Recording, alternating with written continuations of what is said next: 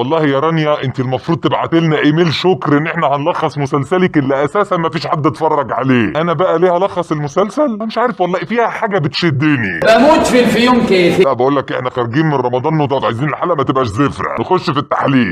بتبتدي الاحداث بميسون بنت الرقاصه وميرفت اللي بتعلي الطاسه. ما شاء الله يا رانيا الشخصيات اللي في مسلسلك كلها شخصيات مشرفه زيك كده. هما الاثنين اصحاب انتيم في الجامعه، وفي يوم وهم سهرانين عند ميرفت في البيت بتاعها، اما انا نسيت اقول لكم اصل ميرفت اهلها مسافرين في الخليج وهي عايشه لوحدها، فمقضيها بقى لدرجه ان اسم الشهره بتاعها في الجامعه ميرفي كيرفي. وهم قاعدين بيرن الجرس، بتروح ميرفت تفتح الباب، بيخش عليها واحد بتقول له انت مين؟ طبعا هي تلاقيها كانت فاكره مثلا محمد رمضان من برنامج مدفع رمضان جاي يديها فلوس، اتاريه جاي علشان يخلص. وبعد ما بيخلص بتطلع بقى ميسون من جوه، فبيشوفها ان هي شافته بيروح يخلص عليها هي رخرة. ودي الراقصه ريري منتشره اكتر من الجبنه الكيري، اسمها الحقيقي راويه وعليها طلب اكتر من الكراويه زي ما انتم شايفين في الصور. انا محدش يسالني ملامح الشخصيه ايه، لان يعني المنطق شخصيه راقصه وجايبين مدام رانيا هي اللي تجسدها، تفتكر هتكون ايه ملامح الشخصيه؟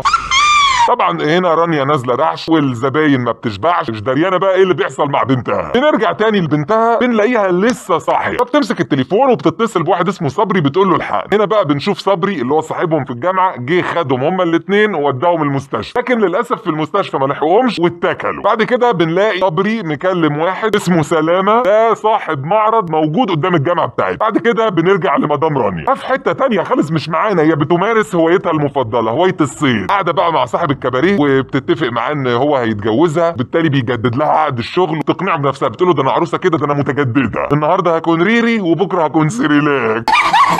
نرجع بقى من عند مدام رانيا، انا عارف في ناس منكم ركابهم طرقعت عند مدام رانيا، خلاص مش قادرين ترجعوا، خليكوا احنا شويه وجايين لكم. البوكس جاب صبري صاحبهم اللي وداهم المستشفى، بيحققوا معاه. تعرف ايه يا ابني عنهم؟ يا باشا اعرف عنهم ايه، سون دي بنت الرقاص والثانيه دي اهلها في الخليج وسايبينها، بس هم كان معاهم واحده صاحبتهم ثالثه اسمها ريناده، دي بنت رجل اعمال مشهور. وعلى فكره يا باشا انا وواحد صاحبي رحنا لهم يوميها بس ما قعدناش كتير، ربعايه ومشينا. البوليس بيقول له طب ليه يا ابني مشيتوا على طول؟ بيقول له معلش يا باشا اصل احنا عندنا سرعه قص، بنقص علاقتنا مع الناس بسرعه، انجزنا في السريع ومشينا. هنا بقى بنرجع تاني لرانيا، بتفتح باب الشقه بتلاقي عسكري بيقول لها يلا يا اختي الظابط عايز. تقول له خير، خدش حياء اسره ولا اداب ولا تزوير في بروز رسميه؟ انا عارفه اللي هيحصل ومجهزه شنطتي، يلا اطلع بينا يا اسطى على الاسم. اول بقى ما بتوصل الاسم وبتقابل الظابط بتقول جملتها الشهيره الظابط بيقول لها يا اختي انا عايزك في حاجه تانية، بنتك الله يرحمها. هوب بالطب تقع على الارض بيغمى عليها. الدكتور بيجي يقول لهم لا دي تاخدوها غرفه الانعاش، لما بيعرف انها شغاله رقاصه بيقول لهم لا ودوها غرفه الارعاش. هنا بيحققوا مع صاحب الكباريه، يقول له احكي لنا انت تعرف ايه عن مدام رانيا؟ قال له بصراحه هي ست محترمه جدا بس عندها سوسه. قال له يعني؟ قال له يعني بتتنطط الجوازه دي للجوازه دي للجوازه دي. هي في الاول كانت متجوزه واحد اللي خلفت منه البنت اللي احنا شفناها، بعدين زهقت خلعت اتعرفت على واحد تاني اسمه عبد الزفر، اتجوزت حبه زهقت فطلقت منه، وانا امبارح جبت لها ورقه الطلاق وكنت كمان هتجوزها. هنا بقى بنشوف عبده الزفر قاعد مع صاحب المعرض اللي شفناه في الاول وبيحكي له قصه غريبه جدا. بيقول له انا كنت دخلت الكومباوند واول ما دخلت الشقه لقيت البنتين وكانوا سكرانين طينه. البنت اول ما شافتني قالت لي انت جيت يا جوز امي، فرحت مخلص عليها هي والثانيه. كده هنا بنشوف الدكتور ناجح اللي هو احمد عبد العزيز امين عام الجامعه اللي فيها البنتين دول، ودكتوره مها رئيسه نفس الجامعه ومعاها ابنها تامر، فبيتكلموا هنعمل ايه، ده كده الجامعه سمعتها وحشه وفي بنتين حصل فيهم كده، فالكلام بيجيب بعضه. فتامر ده بيقول لاحمد عبد العزيز جرى يا دكتور انت هتنسى قصتك مع ميرفت، ما انت كنت بتحبها ومراتك عملت لك مشاكل بسبب الموضوع ده. فراح احمد عبد العزيز رد عليه قال له جرى وانت هتنسى علاقتك بميسون بنت الرقاصه، ما انت كان في بينك وبينها صالات وصاجات. يعني هنا تعرف انه مسلسل مصري ان كله علاقات مش مظبوطه وكلها في الديره. بيخش عليهم طالب اسمه طارق بيعيط ومنهار جدا وبيمسك في تامر بيقول له انت ليه عملت كده في ميرفت. بعد كده بنرجع للشرطه بيحققوا مع ريناده صاحبتهم الثالثه اللي كانت معاهم، بتقول له لا يا باشا انا اصلا صاحبه ميرفت التانيه بنت الرقاصه دي معرفهاش وانا انتمتها، واصل ميرفت دي في الاول يا باشا كانت محجبه بس كانت متضايقه جدا من الحجاب وعايزه تقلعه، واضح ان السكريبت كتابه ابراهيم عيسى. المهم يعني ان هي لما قلعت الحجاب اتبسطت وفرفشت وزقططت، جابت شقه وبقينا احنا كل يوم بنروح نسهر عندها بالليل في الشقه. وفي يوم واحنا سهرانين جه ابوها يرنها علقه بقى ازاي تقلعي الحجاب وازاي تعملي كده، وطبعا ابوها هيطلع في دور الراجل الشرير اللي مش عايزها تعيش حياتها. ده نوال السعداوي مبسوطه جدا جدا بالسكريبت ده. بنرجع بقى تاني لمدام راني المستشفى مستشفى فائق. اللي جنبها ده بيقول لها ازيك يا ريري، بتقول له ريري، بيقول لها ده وقت اندهاش، خلصي عشان في عندنا فقرات في الكباريه. بتقول له كباريه؟ لا يا ستي خلصي بقى التحقيقات بخصوص بنتك عشان نرجع. تقول له بنتي، وبنكتشف ان هي فقدت الذاكره مش فاكره اي حاجه. طبعا الحركات دي انا عارفها، تلاقيكي لقيت الحوار هيبقى فيه لبش وقضيه، قلت